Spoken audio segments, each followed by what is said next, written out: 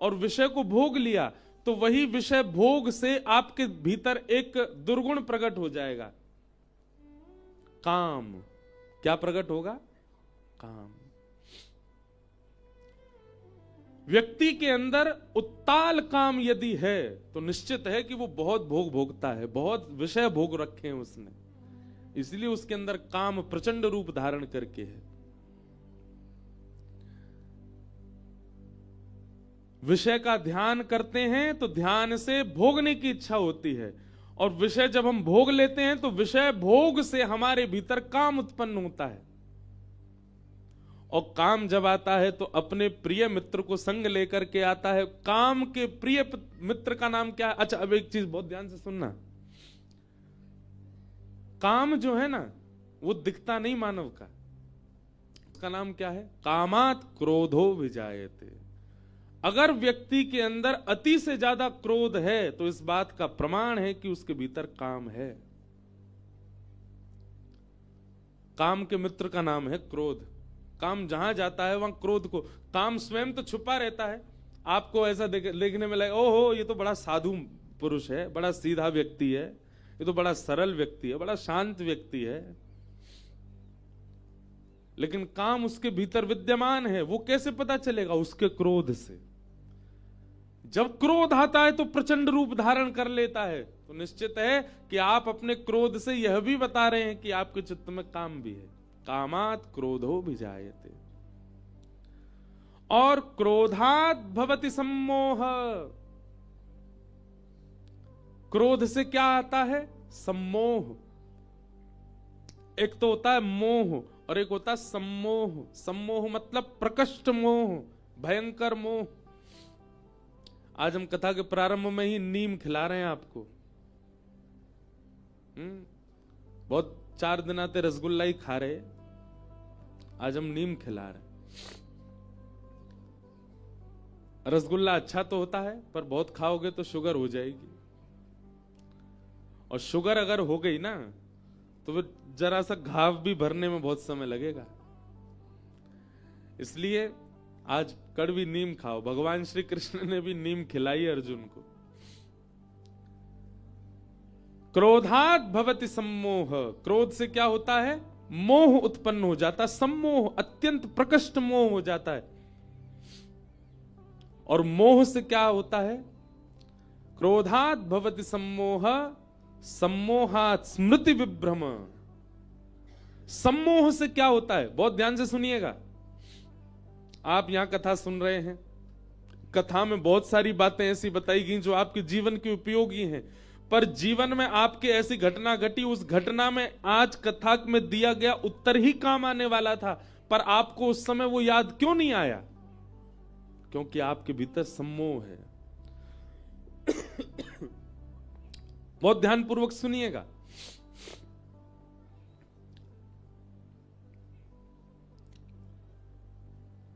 ज्ञान सुनना बड़ी बात नहीं है, पर जरूरत समय पर ज्ञान जो सुना है वो काम आ जाना ये बड़ी बात है। और वो काम नहीं आता, लोग भूल जाते हैं। जब जीवन की परिस्थिति डामाडोल होती है उस समय कथा में सुना गया ज्ञान काम आना चाहिए, पर जब स्थिति डामाडोल होती है तो उस समय हम ज्ञान ही भूल जाते हैं। क्या सुना था हमने कथा में? और ये किस कारण से होता है? सम्मोह जब होता है चित्त में तो स्मृति भ्रंशात, स्मृति चली जाती है हमारी। जरूरत पड़ने पर नहीं आएगा काम। अच्छा एक बात बताइए, क्या रावण को नहीं पता था कि सीता जी का हरण उसने गलत किया? पता था, ज्ञान था, पर लागू नहीं कर पा रहा अपने जीवन में। महाभारत में दुर्योधन कहते हैं, जानाम्य धर्मम नचमे प्रवृत्ति, जानाम्य धर्मम नचमे निवृत्ति। मैं जानता हूं, स्वयं धृतराष्ट्र कह रहे हैं, कौरवों के पिताजी, मैं जानता हूं धर्म क्या है, पर पता नहीं क्यों मेरी प्रवृत्ति नहीं हो रही है। और मैं जानता हूं अधर्म क्या है, पर पता नहीं क्यों मैं उससे निकल ही नहीं पा रहा हूं। ये धर्म को जानते हुए भी उसको, क्या मांस खाने वाले लोगों को नहीं पता कि ये गलत है? क्या मांस खाने वाले लोगों को यह नहीं पता कि इसको हम किसी जीव को खा रहे हैं, किसी व्यक्ति के मृतक लाश को हम लोग प्लेट पर परोस करके पा रहे हैं? क्या उनको ज्ञान नहीं है? ज्ञान है, ज्ञान है, पर ज्ञान का बुद्धि में स्थित होना और आपके व्यवहार में स्थित होना यह आवश्यक होता है। और यह तभी होता है जब सम्मोह चित्त में ना हो। गीता सामान्य नहीं है, गीता साधारण सी किताब नहीं है। अपने जीवन को ऐसे पलटने की सामर्थ्य रखती है गीता। एक एक प्रश्न का उत्तर, एक एक स्थिति का उत्तर गीता में। भगवान कह रहे हैं ज्ञान सबको है, सबको पता है, पर उसको लागू क्यों नहीं कर पा रहे? मदिरा पीने वाले को नहीं पता कि यह गलत है, बुरा नहीं मानिएगा, पर हर गलत करने वाले को पता होता है कि मैंने जो किया वो गलत था। सबको पता होता है। ज्ञान सबको था, तो फिर लागू क्यों नहीं कर पाए? भगवान कहते हैं बुद्धि नाश हो, स्मृति भ्रंशात बुद्धि नाशो, बुद्धि नाशात प्रणश्यति। और बुद्धि का नाश होते ही उसका सर्व जीवन का सर्वनाश हो जाता है। कहां से शुरू हुई थी कथा? ध्यायतो विषयाम पुंस। विषय का हमने ध्यान किया, वही ध्यान हमको संग की ओर ले गया। संग से हमारे अंदर काम प्रकट हुआ, काम से हमारे अंदर क्रोध प्रकट हुआ, क्रोध से हमारे अंदर सम्मोह प्रकट हुआ, सम्मोह से मिले हुए ज्ञान की स्मृति चली गई, और स्मृति जाती बुद्धि नाश हो गई, और बुद्धि नाश होती हमारा नाश हो गया। इससे बड़ा और क्या चाहिए आपको? ठाकुर जी ने अपने नाश को बचाने का पूरा कारण बता दिया भगवत गीता में, फिर भी लोग नहीं समझ पा रहे। कथा केवल सुननी नहीं है, वो आपकी स्मृति में। और हम एक बात बताएं आपको, आपका मन किस स्थिति में है इसका पैरामीटर अगर है तो वो है आपके स्वप्न। आप स्वप्न में क्या देखते हो? आपको स्वप्न में क्या दिखता है? एकांत में बैठते हो तो आपकी क्या विचारधाराएं चलती हैं? आप नेत्र बंद करते हैं तो कैसा दृश्य दिखता है? यह आपकी मन की स्थिति बताता है। स्वप्न सामान्य चीज नहीं है। स्वप्न में यदि वो दिखता है जो नहीं दिखना चाहिए तो यह आपके चित्त की स्थिति बता रहा है। आप कितनी भी कथा सुन लीजिए,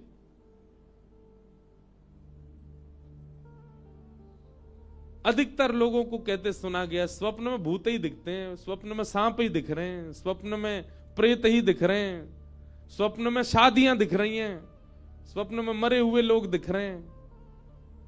कभी ठाकुर जी क्यों नहीं दिखते? आपकी मन की स्थिति है स्वप्न।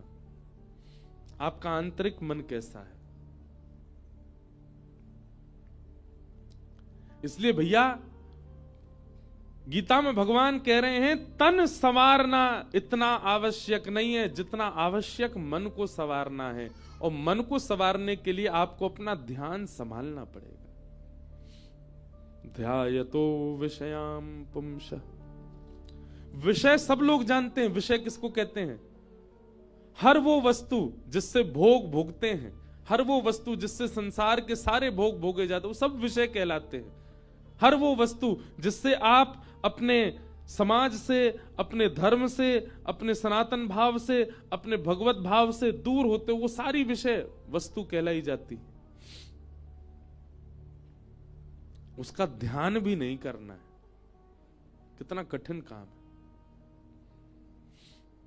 क्योंकि विषय का ध्यान ही आपको नाश की ओर ले जाएगा।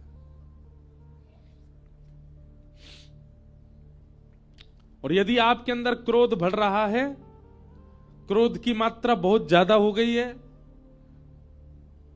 किसी के जरा से दो शब्द कहने पर मचल जाते हो, बिखर जाते हो, उछल जाते हो, तो आप यही समझ ली ना, ये जो साइकिल ठाकुर जी बता रहे इसी में बीच में ही हो आप। एक स्वरूप बन जाता है। कथा करते करते मैं अपना अनुभव बता रहा हूं, मैं कोई प्रशंसा के रूप में नहीं, पर कथा करते करते एक अनुभव हो गया है। अब कोई बात विवाद कुछ होता है ना, कभी परिवार में या कोई रिश्तेदार में या कोई मित्रों के बीच में, तो शांत रहने का मन होता है, ना बोलने की इच्छा होती है। पहले ऐसा होता था, कहीं पैसे ज्यादा खर्च हो गए, कहीं नुकसान हो गया, तो रात में चिंता हो जाना, परेशान हो जाना, अब क्या करेंगे, अब कैसे करेंगे, ये तो बहुत गड़बड़ हो गया, ऐसा तो सोचा ही नहीं था। अब ऐसी स्थिति हो गई है, कहीं कुछ अगर कोई एक भाग जीवन का कुछ गड़बड़ाता है तो मन में एक स्थिरता आ जाती है, कोई बात नहीं, ठीक है। और मुझे लगता है कि यही कथा कहने का एक लाभ मिल रहा है कि जीवन धीरे धीरे अपने आप सम होता जा रहा है, स्थिति स्थिर होती जा रही है। आपके व्यवहार में, स्वभाव में, बुद्धि में, विचार में कथा का परिणाम दिखना चाहिए। केवल कथा सुनने आ जाते हैं उससे काम नहीं चलेगा। आपका व्यवहार, विचार, स्थिति को कैसे संभालते हैं आप, उसमें पता चलता है कि कथा लग रही है कि नहीं जीवन को। ऐसी गीता जी का आज जयंती महोत्सव है। मुझसे कई बार इंटरव्यूज में पूछा गया कि आप आज के युवाओं को क्या कहना चाहते हैं। मैंने हर जगह एक ही बात कही, गीता में सबसे सुंदर श्लोक है भगवान का, असोच्यान्नन्व सोचस्त्वम। भगवान कहते हैं, अर्जुन तुम जिस चीज का चिंतन करके बहुत चिंता कर रहे हो, जिस चीज का चिंतन करके, चिंता करके तुम स्थिर हो गए हो, वो चिंता करने का विषय ही नहीं है, उसको चिंतित मत करो। आज के बाद कभी भी चिंता हो, बेटा की हो गई, बेटी की हो गई, पत्नी की चिंता हो गई, परिवार की चिंता हो गई, कई लोगों को तो यही चिंता हो जाती है कि आज हमारे मन की पसंद की दाल नहीं बनी, यही चिंता का कारण है। जब भी चिंता हो तुरंत नेत्र बंद करके विचार करना, असोच्यान्नन्व सोचस्त्वम। मैं जिस चीज की चिंता कर रहा हूं वो चिंता का विषय ही नहीं है, और स्वयं को संभालो, निकालो उस चीज से आगे।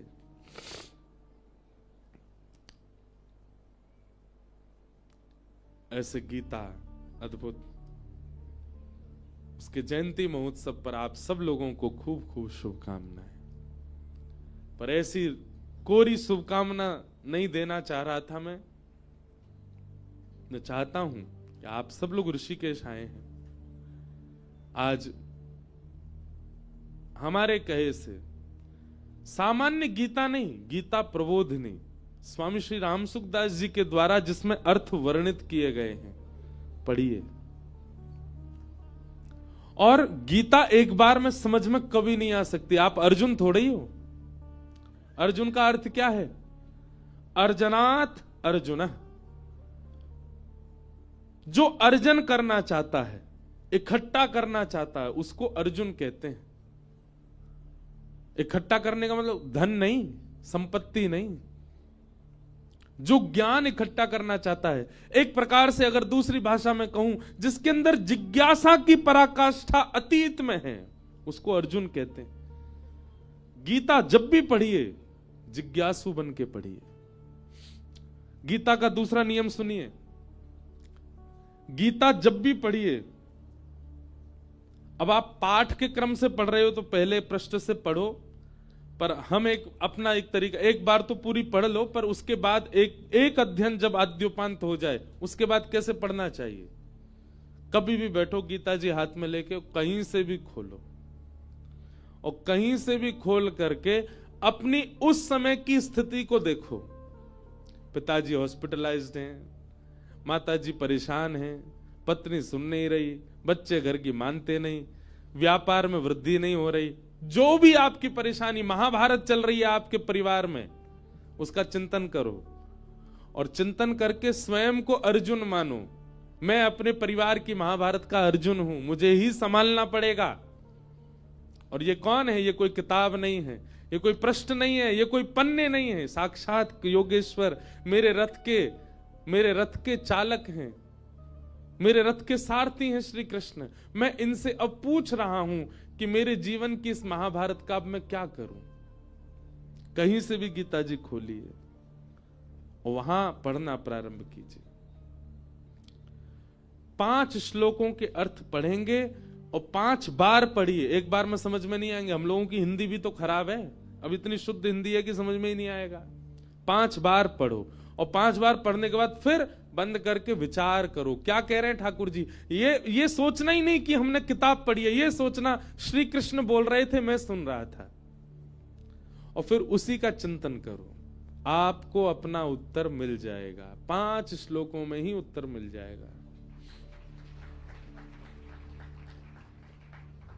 करना क्या पड़ेगा? अपने जीवन की महाभारत का चिंतन करो, स्वयं को अर्जुन मानो और श्रीमद् भगवद गीता को कृष्ण समझ करके, और सबसे बड़ी बात, एक विश्वास चित्त में लेना पड़ेगा। क्या? करिष्ये वचनम तव। हे गीता जी, हे श्री कृष्ण, आप जो कहेंगे मैं करूंगा। अब भले ही वहां श्लोक आ जाए, हे पार्थ, उस समय पार्थ का अर्थ अपना नाम ही लेना। हे इंद्रेश, ठाकुर जी कह रहे हैं तुम ऐसा करो। अपनी स्थिति देख करके फिर ठाकुर जी ने कहा ऐसा करो, उसको करना ही है। क्योंकि कई बार क्या होता है, हमने मन में कुछ और सोच रखा है, हमें तो ऐसा करना है। एक बार ठाकुर जी से पूछ लेते हैं वो क्या कह रहे हैं, और ठाकुर जी ने उत्तर विपरीत दे दिया, परेशान हो जाते हैं। हम तो ये चाह रहे थे, ठाकुर जी ऐसा कह रहे हैं। नहीं, करिष्ये वचनम तव।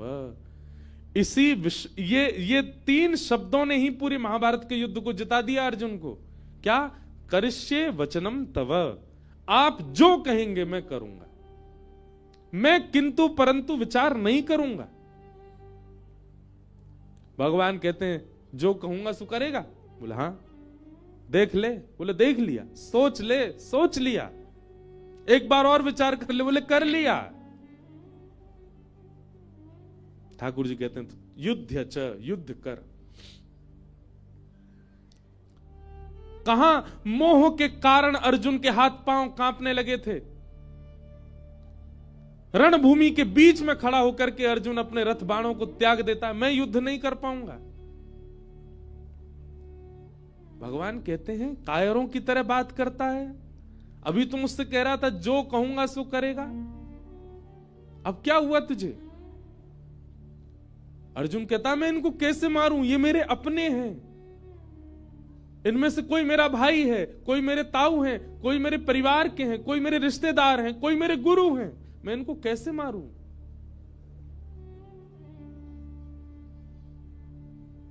भगवान बोले अर्जुन तुझे मोह हुआ है, और यदि ये मोह होना था तो ये पहले ही होना चाहिए था। और यदि ये मोह तेरे चित्त में आया ही था तो तू वनवास में ही प्रसन्न रह लेता। क्यों तेरे अंदर इच्छा प्रकट हुई कि 5 गांव ही मिल जाएं?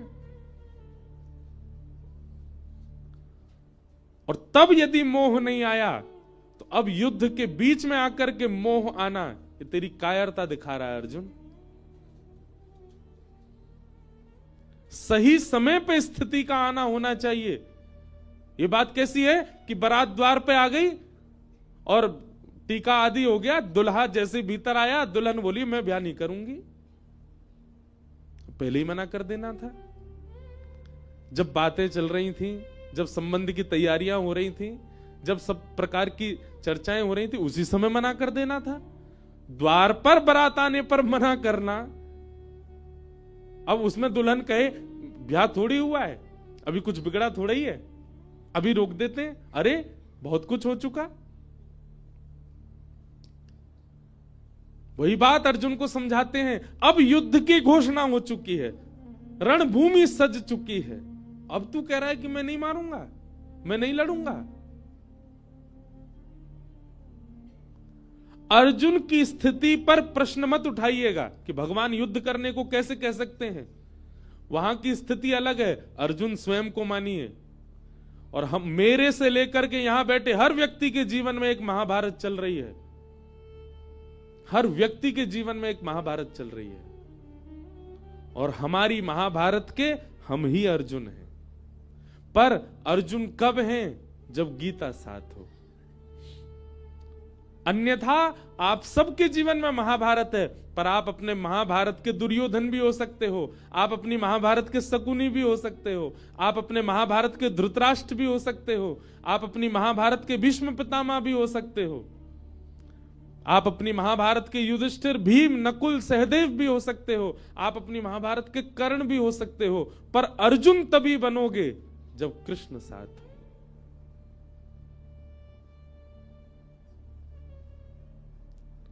और अर्जुन बनने के लिए कृष्ण साथ हो। कृष्ण तो युधिष्ठिर के भी साथ हैं, कृष्ण तो भीम के भी साथ हैं, कृष्ण तो नकुल सहदेव के भी साथ हैं, पर केवल अर्जुन ही क्यों? क्योंकि अर्जुन जैसा विश्वास नहीं है किसी का।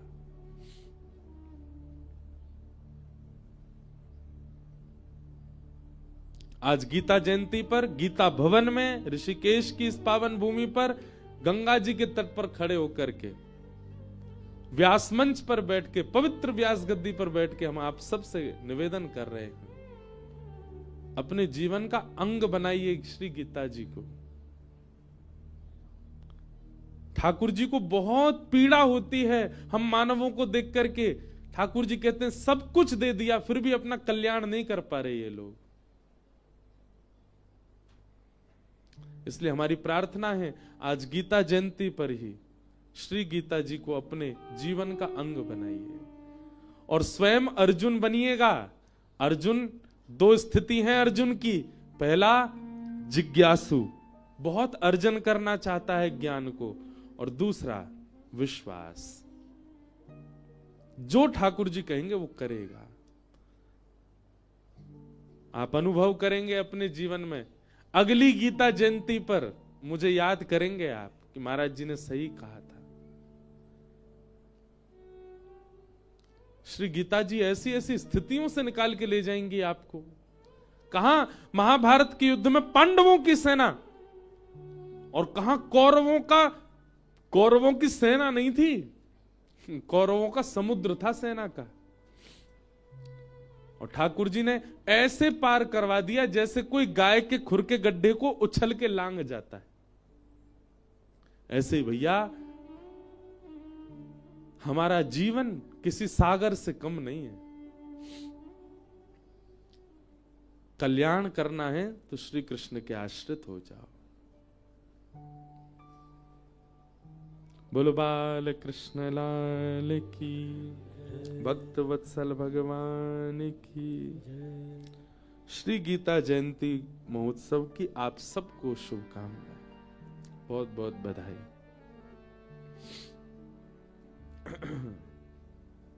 आइए कथा क्रम में प्रवेश करें। अब नीम खा ली, अब रसगुल्ला खाओ। कर लियो गिरिराज नाम गिर धारी पायो है, नख पे धार लियो गिरिराज नाम गिर धारी पायो है। गिरधारी पायो है, नाम बनवारी पायो है। हाँ गिरधारी पायो, धारी पायो है। गिरधारी पायो है, नाम बनवारी पायो है। गिरधारी पायो है, नाम बनवारी पायो है। नख पे धार लियो गिरिराज नाम गिर धारी पायो है। नख पे धार। सब ब्रजवासीन के संग ठाकुर जी गिरिराज पूजन करवे के काजी गए। ब्रजवासी ने गिरिराज बाबा की पूजा करी। तभी नारद जी ने 56 भोग की कछु सामग्री चुराए ली और ले जाए करके इंद्र को प्रदान कर दी। लो इंद्र पाओ। इंद्र ने जैसी सामग्री पाई बोले बड़े जोर के लड्डू लाए हो भैया, कहां ते लाए? ये पेड़ा तो ब्रज को सो लग रहा है, कहां ते लेके आए हो? नारद जी बोले आनंद आ रहा है ना? बोले बहुत जोर को आनंद आ रहा है। इंद्र ने पूछी कहां ते लेके आए हो? नारद जी बोले वो कहा है आजकल तेरी पूजा बंद है गई है ना ब्रज में, ये सबरे ब्रजवासी ठाकुर जी की पूजा कर रहे हैं, वह नन्हे से कन्हैया नहीं, दो रूप धारण कर लिए, अपनी पूजा करवा रहे हो, आप ही पूजे आप पुजावे। सुबह की पूजा में 56 भोग बने, मुंह को बहुत बढ़िया लगे तो मैंने सोची तो को दे दूं। इंद्र को क्रोध आया महाराज, मेघमालाओं को आज्ञा कर दी, इतनी वर्षा करो, इतनी वर्षा करो कि पूरा ब्रजमंडल डूब जाए। एक बात बताएं बंधुओं, ध्यान से सुनिएगा, ठाकुर जी कभी पीड़ा नहीं देते अपने वैष्णव को, चाहे वो उनके सन्मुख हो चाहे वो उनसे विमुख हो जाए।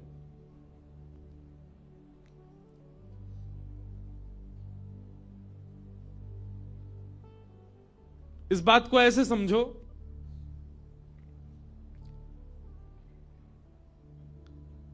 आप कहीं बैठे बैठे किसी देश के राष्ट्रपति को गरियाने लगो, खूब उल्टा सीधा बोलो, गंगा जी पे बैठ करके, और किसी देश के राष्ट्रपति को खूब गालियां दो, कोई फर्क नहीं पड़ेगा। पर यहीं जहां आप रहते हो वहीं के वार्ड मेंबर को गाली दे दो, क्या होगा? घर पे आ जाएगा लड़ने, अरे ऐसे कह रहा था तू हमारे बारे में, उठवा लेंगे हम। जो वार्ड मेंबर हो, बुरा नहीं मानना है, यहां कोई बैठा हो तो।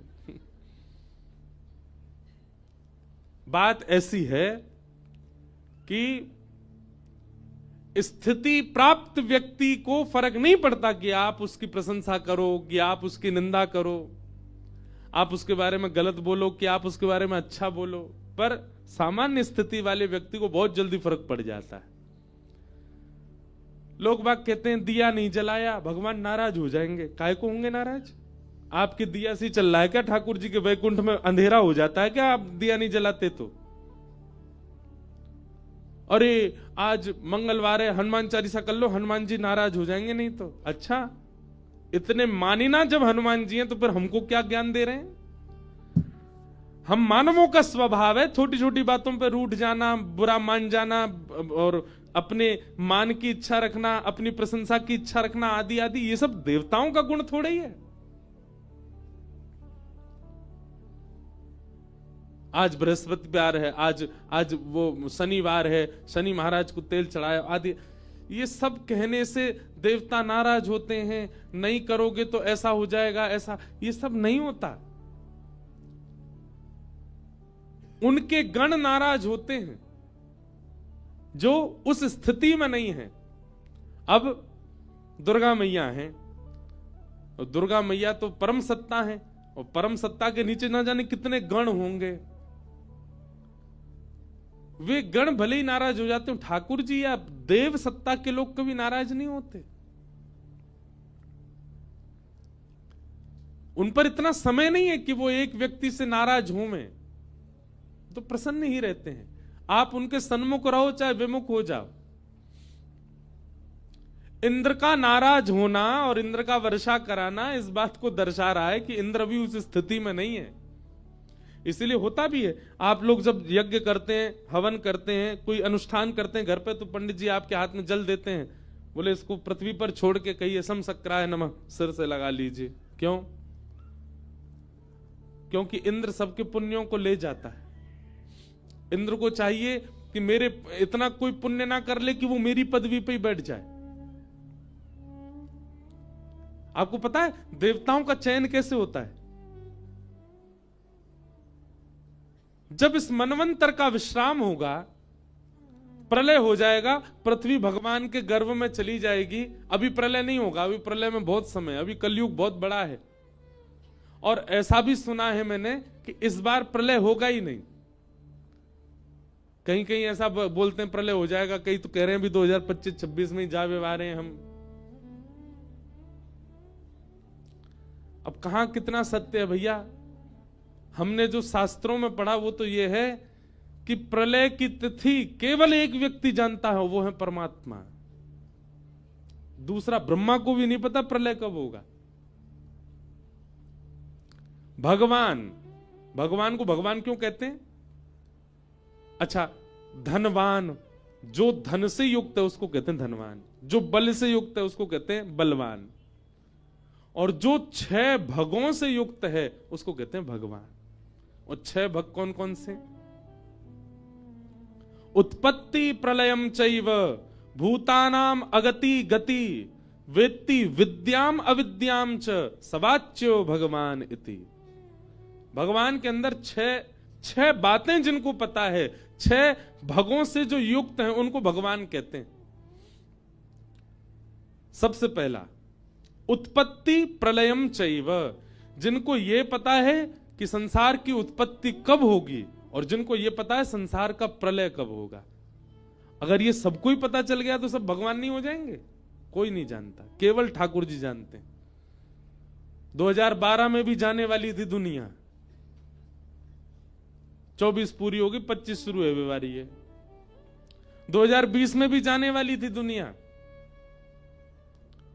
और जब कोविड आया उसके बाद तो बोले यही कल, अब तो सब मर जाएंगे, कोई नहीं बचेगा। एक बार WHO ने ही ऐसा घोषणा कर दी थी कि अब आधी से ज्यादा पॉपुलेशन खत्म हो जाएगी दुनिया की। राम झूला है, उस पर चल के देखो, यूं लगे गिर नहीं जाए गंगा जी में, इतनी पॉपुलेशन। पूरे पुल में तिल रखने की जगह नहीं होती। कुछ नहीं कम हुआ। इसका मतलब क्या है? उत्पत्ति और प्रलय के जानकार केवल परमात्मा है। और तीसरा, कितनी भी घोषणा करता रहे, कितने भी दावे करता रहे, नहीं हो सकता। भूतानाम अगति गति, मानव की गति क्या है और मानव की अगति क्या है, यह भी जो जानता है परमात्मा। वेत्ति विद्याम अविद्याम च, जो विद्या और अविद्या, ज्ञान और अज्ञान के बारे में अच्छे से जानता है। भगवान श्री कृष्ण के मंदिर में, बांके बिहारी जी मंदिर में जाकर के फूल बंगला जब बनवाता है व्यक्ति, उसको मन में ऐसा आता होगा कि आज बिहारी जी मुझसे बहुत प्रसन्न होंगे, मैंने उनके लिए बंगला बनवाया। ठाकुर जी सब जानते हैं, ठाकुर जी जानते हैं यानी बंगला मुंह को प्रसन्न करवे के काजे ना बनवाया। इसके रिश्तेदार ने एक बार बनवाया था, उससे होड़ करने के लिए बनवाया है। वेत्ति विद्याम अविद्याम, जो ठाकुर जी सब जानते हैं कौन किस भाव में है। कोई व्यक्ति गंगा स्नान कर रहा है, गंगा जी जानती हैं इसके स्नान करने का कारण क्या है।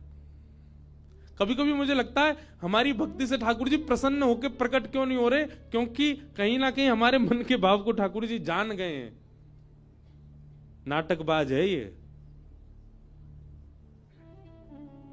ये 6 चीजें जो जानते हैं, उत्पत्ति प्रलय, मानव की गति अगति, विद्या और अविद्या, ये 6 भग से युक्त जो है उनको कहते हैं भगवान। प्रलय की घोषणा कोई और कैसे कर देगा? वो तो केवल परमात्मा को पता है। तो भगवान कभी नाराज नहीं होते। जिसकी स्थिति उतनी नहीं है वो नाराज होता है। इंद्र नाराज हो गया, और इंद्र ने, हाँ तो मैं ये बता रहा था देवताओं का चयन कैसे होता है। सुनो, जिस समय प्रलय होगा, पृथ्वी आदि पूरा ब्रह्मांड ठाकुर जी अपने गर्भ में लेकर के शयन करेंगे, सो जाएंगे। थोड़ा सा दिमाग घुमाऊं आपका। सतयुग त्रेता द्वापर कलयुग, सतयुग त्रेता द्वापर कलयुग, सतयुग त्रेता द्वापर कलयुग, सतयुग त्रेता द्वापर कलयुग जब 71 बार बीतता है, 71 टाइम्स, तब ब्रह्मा जी का एक दिन होता है। ऐसे ब्रह्मा जी जब 100 साल के होते हैं तब भगवान का एक दिन होता है। मतलब ठाकुर जी सुबह उठ करके शाम को जब शयन करने जाते हैं, उतने में ब्रह्मा जी गोविंदाय नमो नमः, और ठाकुर जी सुबह उठ करके शाम को जब शयन करने जाते हैं, उतने बीच में मैं और आप, हम सब कितने अरब खरब शंख बार गोविंदाय नमो नमः हो जाते हैं।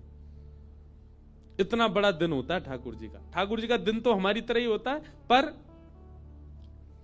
वो इतनी हमारे लिए इतनी द्रुत गति से चलता है, पता भी नहीं होगा उनको कि कोई इंद्रेश है भी क्या। जब तक ठाकुर जी पलक झपकेंगे तब तक 4-5 इंद्रेश तो जन्म ले चुके होंगे। ऐसे परमात्मा जब रात्रि में शयन करने जाते हैं, मतलब 18, 12, 13 घंटे बाद, 15 घंटे बाद जब ठाकुर जी सोने जाते हैं, तब प्रलय होता है। और जब प्रलय होता है तो ब्रह्मलोक आदि सब भगवान के गर्भ में चला जाता है, ठाकुर जी शयन में चले जाते हैं। और ठाकुर जी जब सोते हैं, पूरे विश्व का प्रलय हो जाता है, केवल एक को छोड़ के। किसका प्रलय नहीं होता? शब्दों का। शब्द ब्रह्म जो आकाश में विचरण करते रहते, इनका कभी प्रलय नहीं होता। ये भागवत जी की साइंस है। क्षमा कीजिएगा साइंस पढ़ने वाले, फिजिक्स, केमिस्ट्री आदि के अगर स्टूडेंट यहां बैठे हो, उनको ये नहीं समझ आएगा, ये भागवत जी का है। और फिर ठाकुर जी सोते हैं, सबका प्रलय होता है, केवल शब्दों का प्रलय नहीं होता। तब शब्द क्या करते हैं? पूरे ब्रह्मांड में केवल एक परमात्मा है और कोई नहीं है। सूर्य चंद्र सबका प्रलय हो चुका है। तब शब्द आपस में इकट्ठे होते हैं और शब्द आपस में इकट्ठे होकर के भगवान को जगाने का प्रयास करते हैं। उसी को वेद स्तुति कहा गया। जय जय जय जाम जित दोष ग्रभीत गुणा त्वमसि यदात्मना समवरुद्ध समस्त भग अग जगदौक शाम खिल सत्य बबोध्य कते। हे नाथ, आप उठो। उत्तिष्ठ उत्तिष्ठ गोविंद, उत्तिष्ठ गरुणध्वज, उत्तिष्ठ कमलाकांत, त्रैलोक्यम मंगलम कुरु। इन तीनों लोगों का मंगल कीजिए नाथ, उठ जाओ। तब ठाकुर जी उठते हैं। उसके बाद जब सृष्टि बनती है, फिर भगवान सोचते हैं अब देवी देवताओं का निर्माण होना चाहिए। सृष्टि चलेगी तो देवी देवताओं का निर्माण कैसे होता है? पूर्व के मनवंतरों में, पूर्व के सृष्टि में हम जितने भी मानव थे, हम मानवों के पुण्य के आधार पर जिसका सबसे ज्यादा पुण्य होगा, ऐसे 33 कोटि लोगों को चुना जाएगा और फिर उनके पुण्य के आधार पर हम ही लोगों को ही देव योनियां प्रदान कर दी जाएंगी। हाँ भाई सुनो, तुम्हारा इतना पुण्य बनता है, तुम्हारे सारे जन्मों को मिला के क्या करना है? सूर्य की पदवी संभालो, चंद्र की पदवी संभालो, वरुण की पदवी संभालो, तुम इंद्र बन जाओ। इस प्रकार इन जीवात्माओं को ही देवताओं की पदवी प्रदान कर दी जाती है। तो हम जो कुछ भी पुण्य करते हैं, वह पुण्य यदि इकट्ठे होते चले गए तो कहीं ना कहीं उन पुण्यों से देव योनि हमें प्राप्त हो सकती है।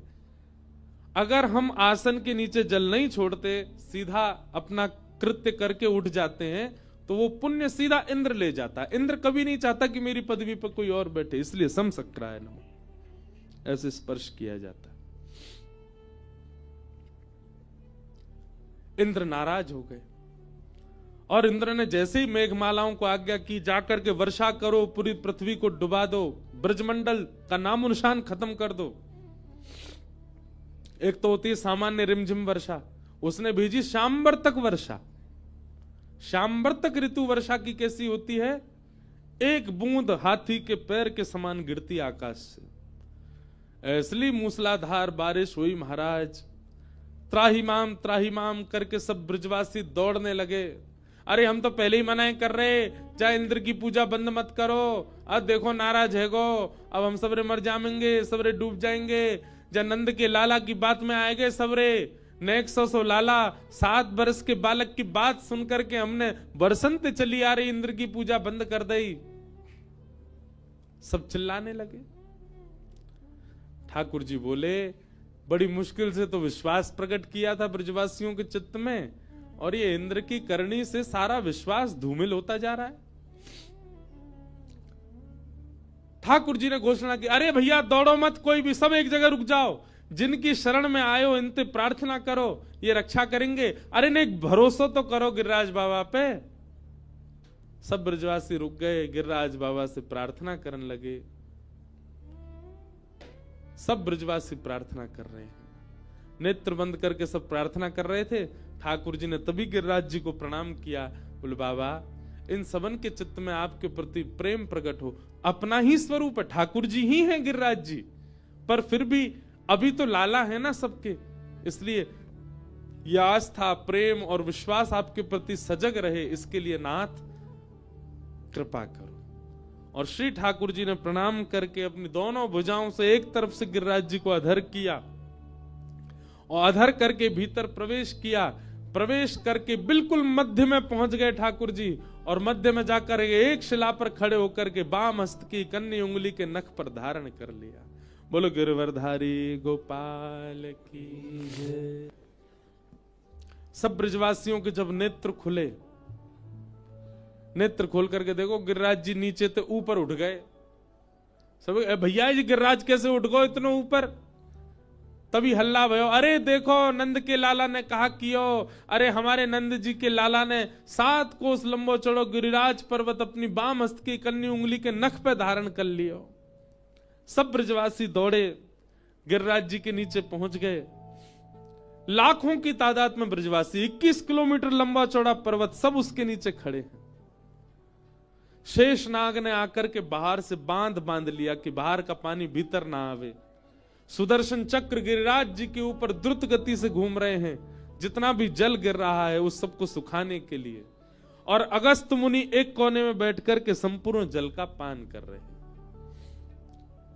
लेकिन सब ब्रजवासियों को यह नहीं पता कि सुदर्शन चक्र भी हैं, शेषनाग भी हैं, अगस्त मुनि, सब तो लालाए देख रहे हैं। सब ने कहीं लाओ भैया अपनी अपनी छड़ी लगाओ सबरे गिरिराज जी के नीचे। सबरे ब्रजवासी ने अपनी अपनी छड़ी लगाए ले। बीच में ठाकुर जी खड़े गिरिराज जी धारण करके। ब्रजवासी बोले लाला तो अपना हाथ नीचे कर ले, हमने छड़ी लगाए ले, ये गिरिराज जी टिक जाएंगे जहीं पे। ठाकुर जी बोले तुम्हारी छड़ी पर टिक जाएंगे गिरिराज जी? 21 किलोमीटर लंबे चौड़े गिरिराज जी और इतने भारी गिरिराज तुम्हारी छड़ी पर टिकेंगे? ब्रजवासी बोले हम बे तो तेरी उंगली पर टिकेंगे जी। ठाकुर जी बोले भैया आज तो मान जाओ, इतनी बार मैंने इतनो कछु कर दियो तुम्हारे आगे, फिर तुम्हें विश्वास ना है भयो, आज तो विश्वास कर लियो। ब्रजवासी बोले काय बात को? ठाकुर जी बोले या बात को कि हम जय जय हैं, हम परमात्मा हैं, हम भगवान हैं।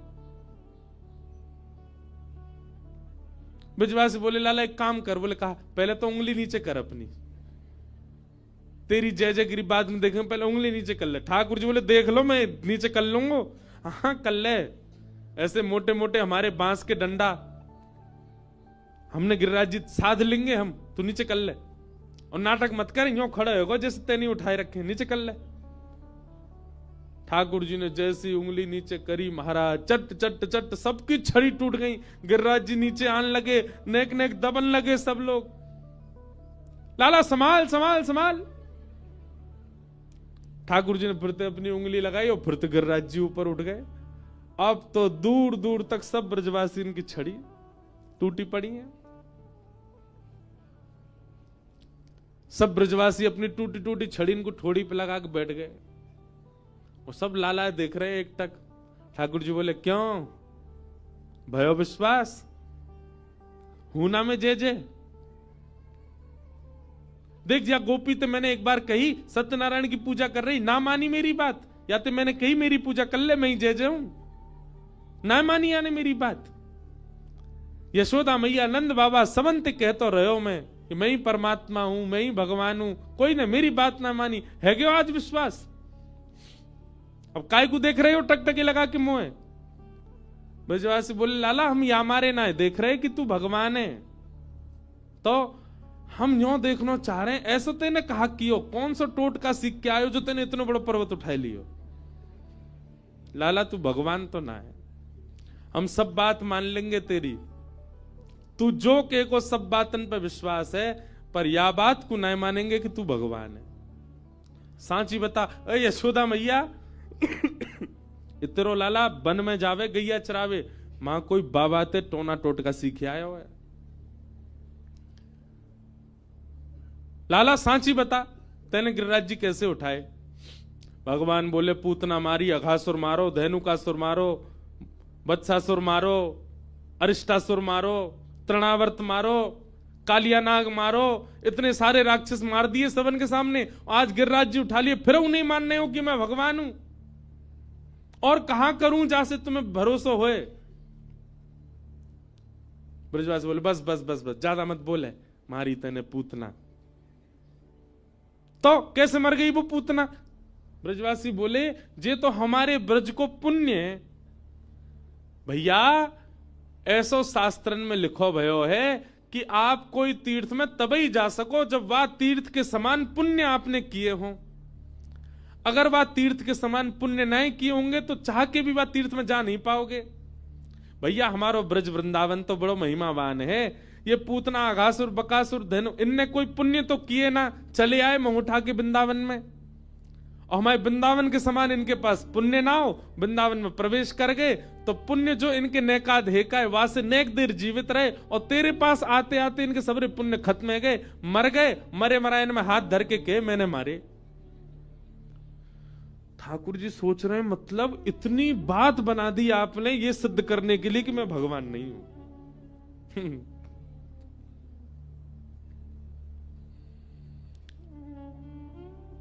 प्रेम में प्रभुता स्वीकार नहीं होती, ये प्रेम का स्वरूप है। बेटा डीएम बन जाए, एसडीएम बन जाए, कलेक्टर बन जाए, कितनी भी बड़ी पदवी पर पहुंच जाए, वक्ता बन जाए, व्यास बन जाए, संत बन जाए, महात्मा बन जाए, प्रधानमंत्री बन जाए, मां को कभी उसकी पदवी नहीं दिखती, मां को बेटा ही दिखता है, मां को अपना लाला ही दिखता है, मां को अपना पुत्र ही दिखता है। क्यों? प्रेम। और ब्रजवासियों का वो प्रेम है ठाकुर जी के प्रति। ठाकुर जी कुछ भी कर ले उनको दिखता ही नहीं परमात्मा। अच्छा एक बात कहें, आप पूरे विश्व में भगवान के दर्शन करो आपको परमात्मा दिखेंगे, पर हमारे वृंदावन में परमात्मा नहीं दिखते। हमारे वृंदावन में तो लाला ही दिखे। बिहारी जी के दर्शन करवे जाओ ऐसे लोगों लाला खड़ो है, राधा रमन जी के दर्शन करवे जाओ ऐसे लोगों नेक सो लाला खड़ो है। अभी तो शीतकाल के दर्शन करो आप राधा रमन जी के, जे टोपा पहन के, मुफलर गले में बांध के, नीचे तक झंगुला पहन के ऐसे छुपे बैठे रहे, आगे सिगड़ी लगाएंगे, लाड़ लो लाला है, कहीं लाला को सर्दी नहीं लग जाए। रात्रि में वंशी सुना के सुवाएंगे, लाला को निद्रा आ जाए। रात्रि में भूख लगेगी सो लाला के पलंग के पास में बंटा भोग रखेंगे कि भूख लगेगी तो खा ले को। पूरे विश्व में वो परमात्मा है, पर हमारे ब्रज में तो लाला ही है, क्योंकि ब्रजवासियों ने कभी परमात्मा देखे नहीं, ब्रजवासियों ने तो लाला ही देखो है। अरे ऐसो हाँ ऐसो हो ऐसो चटक मटक सो ठाकुर, तीनों लोकन हूँ मैं नाय। ऐसो चटक मटक सो ठाकुर, तीनों लोकन हूँ मैं नाय। ऐसो चटक मटक सो ठाकुर, तीनों लोकन हूँ मैं नाय। ऐसो चटक मटक सो ठाकुर, तीनों लोकन हूँ मैं नाय। लोकन हूँ मैं नाय।